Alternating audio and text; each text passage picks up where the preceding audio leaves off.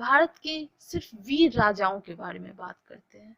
लेकिन क्या कभी आपने सोचा है कि क्या हिस्ट्री में सिर्फ वीर और महान राजाएं ही हुए हैं? नहीं, बिल्कुल, हिस्ट्री में ऐसे राजाएं भी हैं जो अपने अजीब कारनामों के कारण ही जाने जाते हैं। तो चलिए शुरू करते हैं।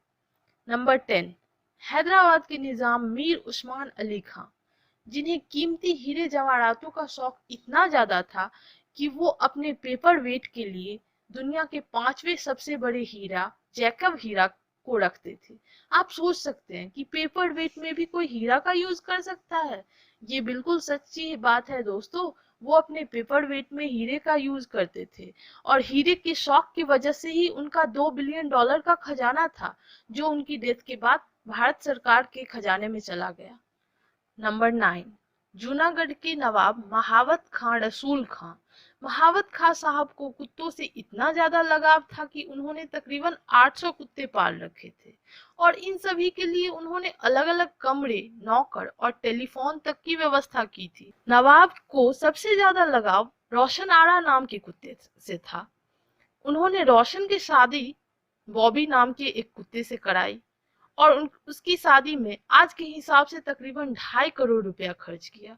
अब आप सोचते होंगे, कोई कुत्ते की शादी में भी 2.5 करोड़ खर्च कर सकता है? हाँ दोस्तों, अब ये तो साहब का ही शौक समझिए। और शादी में उन्होंने राजा महाराजा सभी को आमंत्रित किया, यहाँ तक कि वॉइसरॉय को भी आमंत्रित किया। हाँ, ये बात अलग है कि वॉइसरॉय आए नहीं। और शादी में उन्होंने 1.5 लाख गेस्ट को आमंत्रित किया था। एंड कुत्ते की शादी उन्होंने एकदम राजसी सम्मान के साथ कराई, जैसे कि कोई अपनी बेटी की शादी करता हो। और ये नवाब साहब का बहुत बड़ा शौक था और नवाब साहब ने अपने शौक के कारण करोड़ों रुपए खर्च दिए। चलिए अब बात करते हैं अगले राजा के बारे में। ये थे पटियाला के महाराज भूपेंद्र सिंह। इनको 88 बच्चे थे और इसके अलावा महल में कई महिलाएं भी थी। और हर साल भूपेंद्र सिंह बिना कपड़ों के पूरे राज्य में अपनी झांकी निकाला करते थे, ताकि लोगों को उनके बलवान और स्वस्थ शरीर के बारे में पता चला। लेकिन ये तो अब महाराज की शौक थी। चलिए नंबर 7, गुजरात के राजकोट के राजा कुमार मानवेंद्र सिंह। पूरे देश में सिर्फ एक ही ऐसे राजा थे जिन्होंने अपने गे होने की बात खुद ही स्वीकार की थी और उन्होंने अपने काल में समलैंगिक लोगों के लिए बहुत सारे काम भी किए थे। नंबर 6, एक दिन का दिल्ली सल्तनत का बादशाह भिश्ती। चौसा के युद्ध में हुमायूं और शेरशाह सूरी के बीच में हुआ। यह बक्सर जिला के गंगा नदी के किनारे है। बताया जाता है कि शेरशाह गुरिल्ला युद्ध में काफी था और इसके चलते वह लड़ाई के वक्त हुमायूं पर भारी पड़ा। ऐसे में जान बचाने के लिए हुमायूं को उफनती गंगा नदी में छलांग लगानी पड़ी और वह कुछ समय के बाद गंगा नदी में डूबने लगा और उसे डूबता हुआ देख एक भिश्ती ने उसकी जान बचाई।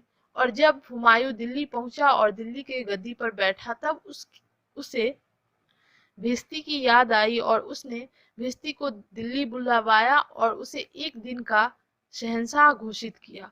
और उस भिश्ती ने अपने एक दिन के कार्यकाल में उसने चमड़े के सिक्के चलाए। नंबर 5, दिल्ली सल्तनत का शासक नसीरुद्दीन मोहम्मद।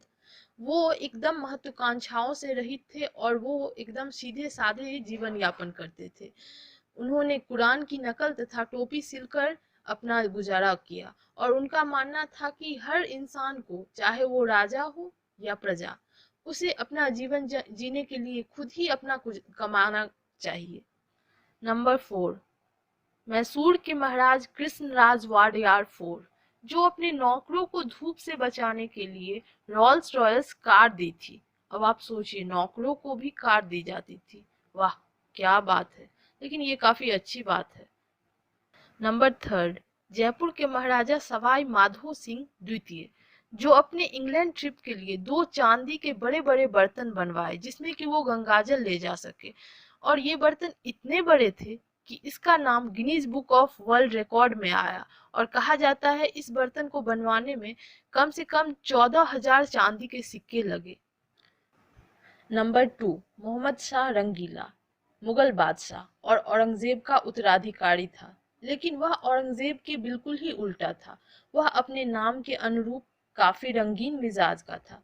वह हमेशा औरतों तथा शराब से घिरा रहता था। उसे राजकाज से कोई मतलब नहीं थी। वह अपने दरबार में भी या तो औरतों के कपड़े पहनकर जाता था या नंगे जाता था, और अपने दरबारियों से भी ऐसा करने को कहता था। कहा जाता है वह अपने शासन काल में एक नाचने वाले के इतने करीब था कि उसी से पूछकर हर राजकाज का फैसला करता था। अब आप सोच सकते हैं कि जिस समय राजा यदि ऐसा हो तो उस समय लोगों की क्या हाल होती होगी, लोगों की क्या दशा होती होगी। और दुश्मन, दुश्मन का तो सोचिए ही मत। और इसी समय ईरान का नेपोलियन कहे जाने वाला नादिर शाह ने भारत पर हमला किया और भारत की बेशकीमती कोहिनूर हीरे को अपने साथ उठा ले गया। नंबर 1, मोहम्मद बिन तुगलक, दिल्ली सल्तनत का सबसे ज्यादा पढ़ा लिखा सुल्तान। लेकिन जब भी कभी कोई गलती करता है तो उसे तुगलक कहा जाता है। जैसे केजरीवाल ऑड इवन लाए तो बीजेपी ने तुगलक कहा, कांग्रेस ने मोदी को तुगलक कहा। आपने कभी सोचा है कि सभी एक दूसरे को तुगलक क्यों कहते हैं? क्योंकि तुगलक भारतीय इतिहास का सबसे मूर्ख सुल्तान था। उसे भारत का सबसे बदकिस्मत सुल्तान कहा जाता है। न्यू जनरेशन के सामने तो तुगलक साहब की इमेज और भी खराब हो गई है। चलो बात करते हैं बड़ा सुल्तान कहा जाता है तो उनकी सबसे बड़ी भूल थी राजधानी बदलने की योजना। उन्होंने दिल्ली से अपनी राजधानी दौलताबाद कर दिया और सारा खेल खत्म, क्योंकि इससे इकोनॉमी पर बहुत नुकसान हुआ और तुगलक की इकोनॉमी और घट गई और दिल्ली सल्तनत में उनका नाम खराब हो गया। दूसरा, टोकन करेंसी चलाया। जिस समय जनता में एडुकेशन बहुत कम थी उस समय तुगलक ने टोकन करेंसी चला दी और लोगों को ये समझ में नहीं आई, और यहाँ तक कि लोग आराम से इसके कॉपी भी कर लिए और जिससे कि इकोनॉमी और ज्यादा खराब हो गई। नंबर 3, टैक्स में बढ़ोतरी। मोहम्मद बिन तुगलक की सबसे बड़ी गलती थी टैक्स में बढ़ोतरी।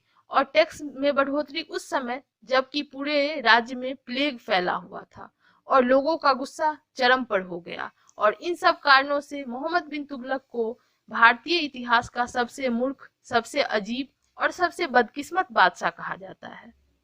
इस वीडियो के लिए इतना ही। अगर आपको वीडियो पसंद आए तो please like, share and subscribe करें।